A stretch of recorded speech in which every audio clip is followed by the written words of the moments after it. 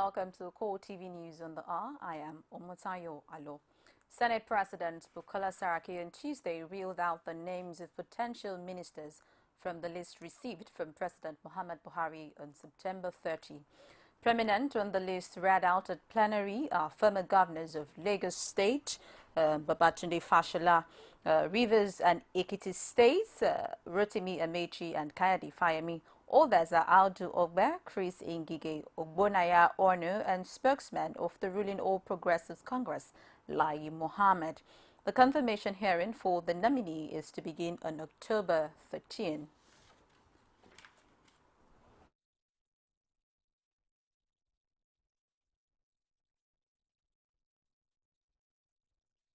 The partial list of ministerial nominees.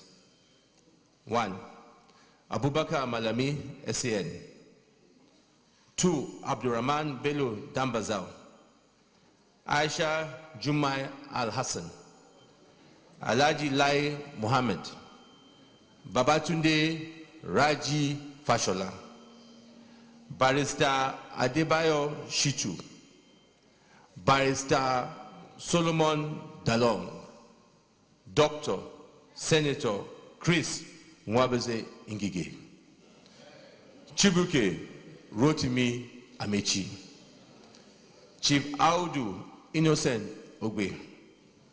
Mrs. Amina Ibrahim. Dr. Osage Henare.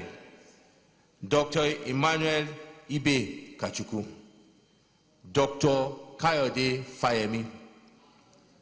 Engineer Suleiman Adamu. Mrs. Kemi Adeosun. Dr. Bonana Onu. Honorable Ahmed Musa Ibeto. Ibrahim Usman Jibril. Senator Hadi Sirika. And Senator Udoma Udo Udoma. As I said, the President, end up, it's my hope that this exercise will receive the usual kind of speeches constitution of the three members of Senate. Yours sincerely, M. Buhari. The Senate has urged security agencies to upgrade their weaponry and technical equipment to ensure a successful war against insurgency. The resolution follows a motion of urgent public importance raised by the senator representing Federal Capital Territory, Philip Aduda, on the recent bomb explosions in Yanya and Kuje, which claimed at least 18 lives. The Senate also called on relevant security agencies to intensify effort at harmonizing operations in the affected areas. Teachers in Nigeria on Monday marked the World Teachers' Day with a renewed call on state governments to take over the management of primary education in the country. They used the opportunity of a commemorative event in Abuja to advocate an upward review in revenue allocation formula to enable state handle primary education. The teachers insist that local government authorities have totally failed to handle the sector.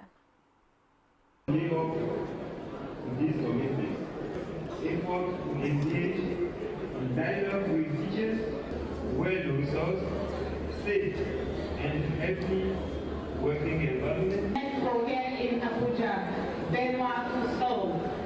The government at all tiers should strengthen education by making available adequate funds so that Nigeria could at least key into all this envisaged technological development. You see, we are tired of churning out graduates without a job. And that was why we said the curriculum of education should be reviewed to the advantage of the students. Like we have said, we have equally called for education summit on annual basis to review education. By now we should be teaching other nations, helping other nations, because Nigerians have been raised up where they should be helping other nations. We are no more smart nation. But by killing teachers, we are going down backwards. So it's really a pity that teachers are missing, are being killed, are being massacred like animals. So we are begging that the federal government to do something to rescue the life of, but not only teachers, but the children and the nation as a whole. Despite the distribution of costs to some categories of teachers on the occasion of this year's World Teachers' Day, primary school tutors in Ekiti State may still have to wait longer before they get their salary arrears. This was made known at the event to commemorate the day in Ekiti State capital, as teachers asked for improved salary structure and promotion. Rashid has more. As teachers are being celebrated all over the world, Ekiti State is no exception.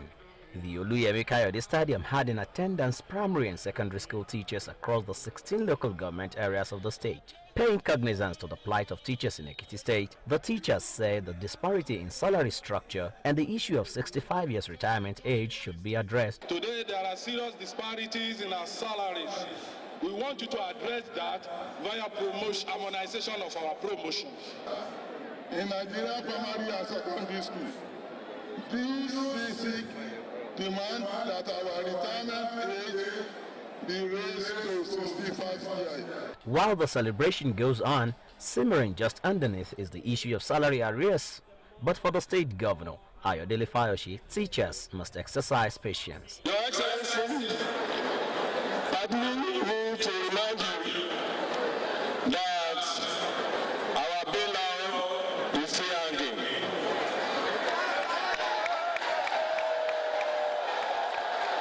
All this bailout, all these debts, you know the people that owe you money. It is not political, it is not my fault. What I get from them is what I can share. I took your permission before I went to sign for that money. I called all the workers. Do I have your mandate and permission to go and sign? You said I should sign. I signed. I'm waiting for them. The high point of the event is the distribution of cars to the best teachers in the state. While it can be said that the reward of teachers is now on earth, their salaries, they say, should be considered first above all. Rashid, CoreTV News, Ado Ekiti.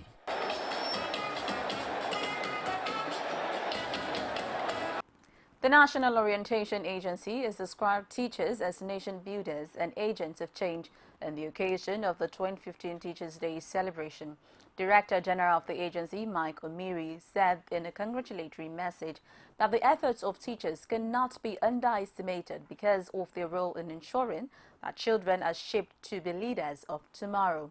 The DGNOA noted that no country will progress politically, economically and industrially without acknowledging teachers as molders of character and nation builders.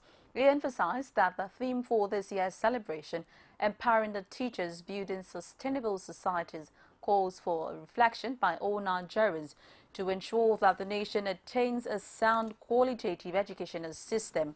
This is said can only be achieved when all hands are on deck in the discharge of the duties. Meanwhile, in Osun State, teachers from across 30 local government areas of Osun State have joined their counterparts to mark this year's UNESCO's World Teachers' Day, with the state governor, Rauf Aregbesola, challenging them to join government in lifting the standard of education in the state.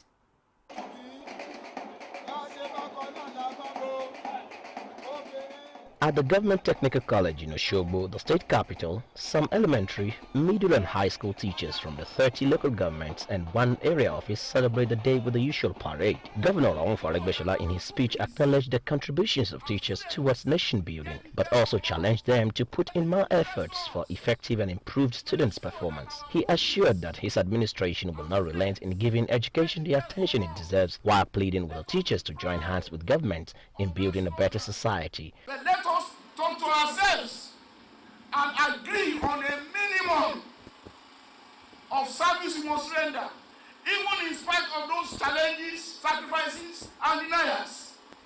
Let it interest us to ensure that our pupils and students get the best from us. Let us be proud of that slogan, which I've just shared with you, that is, whoever can read and write must thank the teachers. Let's take pride in that. Let it be a duty for us to ensure that every pupil that passes through us is a reformed person. That will be a pride not only to their parents, but a pride to the teachers. While the teachers appreciate the anti-corruption stance of the federal government, they also want the state government to take a cue from the federal government in appreciating excellence in teaching. Sir, our Granny, as you are aware, the federal government has instituted an award for the best teacher of Nigeria annually to commemorate Teacher Day celebration.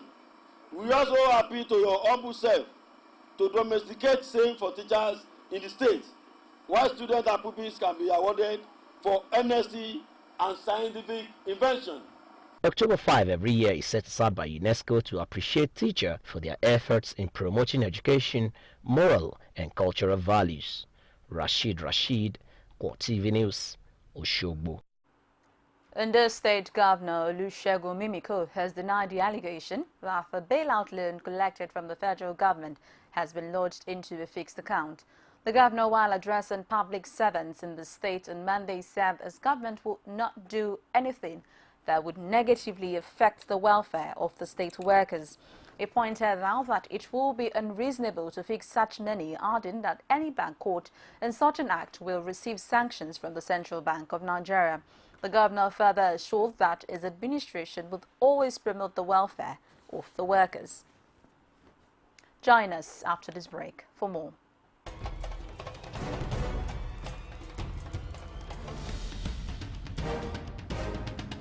This is what the people are saying. You don't run a big economy with generator.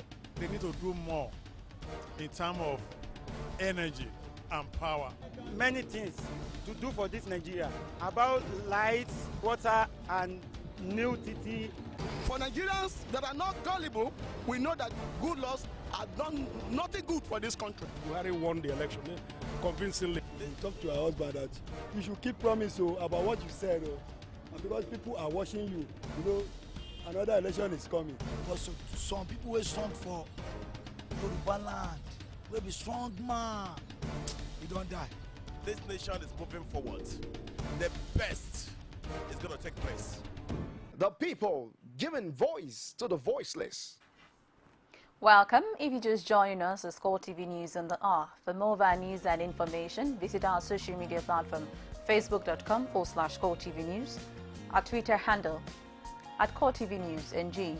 You could get more on our YouTube channel, youtube.com/CoreTV, leave a space and news. The Salary and Wages Commission is seeking the probe of government officials found to have breached rules guiding remuneration and allowances. Executive Chairman of the Commission, Richard Egbelu, said this at an interactive session with the management of federal government tertiary educational and health institutions in Abuja.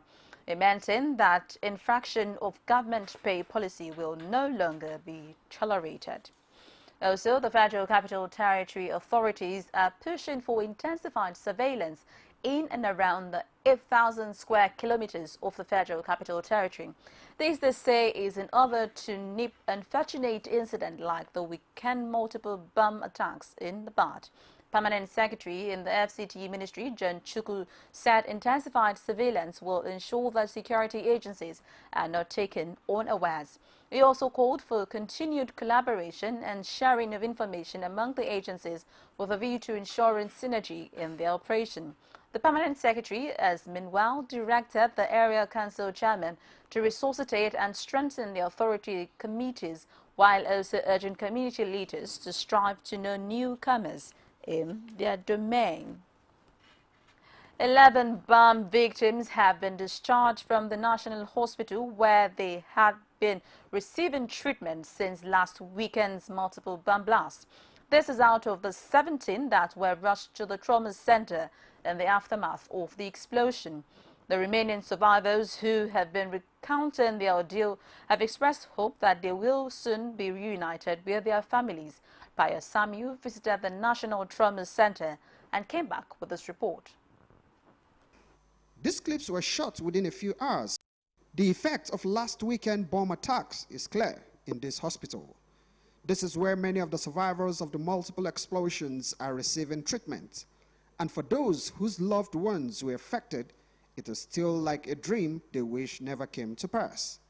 Few days after the bomb blast in the Abuja suburbs of Nyanya and Kuje, families and friends are still visiting hospitals, some in search of their loved ones and others to visit the victims. On a normal working day, the National Hospital, Abuja, does not witness a large turnout of people, but the same could not be said on Monday, barely a few days after the multiple bomb explosions. 17 victims were brought to this hospital, and when CoreTV News visited the hospital, only 6 victims were still on admission.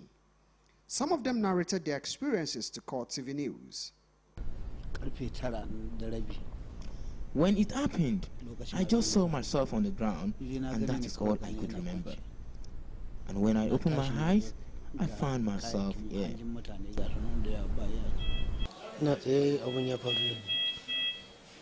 I was standing, and I just discovered I fell down. I tried to stand up. That was when I discovered I was covered with blood. I tried to stand up. That was when I discovered I was covered with blood. And a good Samaritan brought me to the hospital. For this woman, she says all she has is to thank God for saving her first son, who is a road safety official. He was hit by the blast, which affected his leg. She is sure he will regain the use of his limbs. It was in the early hours of Saturday. I think that somebody called my son. There was 9 missed calls on his phone, so he was saying, "Who is this person calling me?" So he called the number back, and the person said, "Please, your brother was involved in the blast." He said, "My brother? No, it's not possible." He said, "Yes." So he said, "Please describe your brother." He said, "He's big, he's fat." He said, he's the one. That he took him to the general hospital. So we tried to get to the hospital in that early morning, but there was barricade, police barricade, so we could not get there. In the morning, when we now got there with my husband, they told us that all the victims have been transferred to the National Hospital. In fact, we could not rest. We were just worried. Because when you hear of blast, you know what comes with it. But we said, "Oh, let us see now. Maybe they are just deceiving us. Maybe something else." But when we got here, they said we should go to the trauma center. I was here with my husband and my son and my daughter. So we actually saw him in blood. But when I called him, he responded. So I said, "Glory be to God. Glory be to God." So officials of the National Hospital, however, declined comments on the number of victims who have died or those discharged. Pius Samuel, CoreTV News, Abuja.